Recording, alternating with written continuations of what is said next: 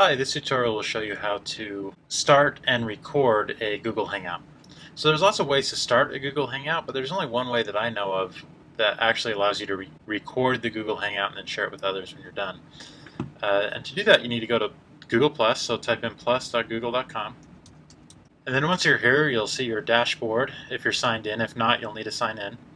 And then under Home, you can go to Hangouts.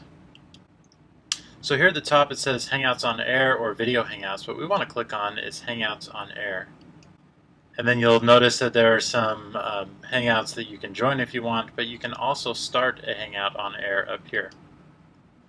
So you give it a name, say when it wants to start. I normally just have it start now. If it's public, anyone can see it. So what I typically do is I click that off and then I invite the specific people that are going to be in the Hangout, and then later, after it's been recorded, I can share it with other people. So just type in the person, and then I hit share. And you'll see it takes me here where it has a little blurry image here, but it also says start. So I can actually start that Hangout. So then it gives you the opportunity to invite more guests if you'd like, or you can skip that. I'm just going to skip that for now. And then you'll see that this looks just like a normal Google Hangout, except that it's loading down here, and you see that there's an off air button.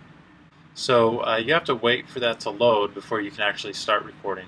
So what I normally do is I invite the participants in, make sure everyone's audio is working, and then when they're ready to go, then I'll start recording. So you'll see right here it says start broadcast. So I'll go ahead and do that. I'll say OK. Then you'll see right now that it's recording, and it should notify everyone else that it's recording.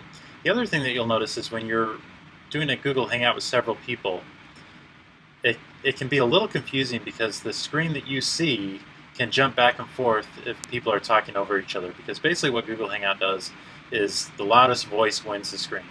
So what I typically do as a moderator, and because I started it, if I see different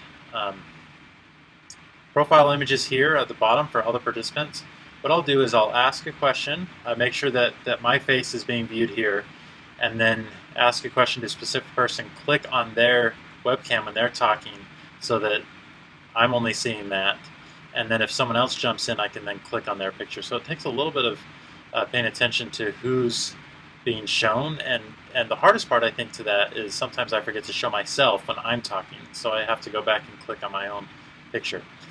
So you do have an option here for cameraman. And here what I typically do is I say broadcast the large video that I see to my audience and hide the other video feeds. So that's one way to do it as well. You can click on that. The other thing I want to show you is the control panel. So I'm the only one on here, but I can go in here and I can change the volume if someone's volume is a little too loud, or I can even cut their camera or their audio if I need to. I haven't really run into a need for that, but it is available, and you can control that there. So then, and then everything else is pretty standard over here. So when I'm done, I just hit stop broadcasting, and you'll see that the broadcast has been terminated and it was successful. So then what I want to do is just close out on this, and then you'll see I have this event. So this is only a test. I can hit play. Then you'll see right now that, and then it starts playing the video for me.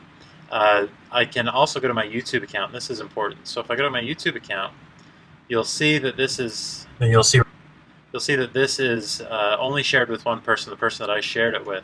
But now I can change that. Go to Info and Settings. So in Info and Settings, I can go here and I can change it. So this is unlisted, so anyone with a link can view it. That's actually probably what I want to do.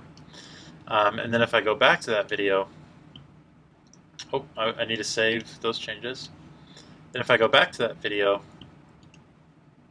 I can then share that link, and with that link I can embed it into a portfolio page or share it with people. So if you're doing a Google Hangout with several people, then what I typically will do is I'll take that link and then email it to them when we're done so they have that link. So it's just a little easier for them to review it. So that's it. It's fairly basic, pretty straightforward. I recommend playing around with it before you actually do your Google Hangout so that you can work out any bugs, and then start the recording, and hopefully it goes well for you. Thanks.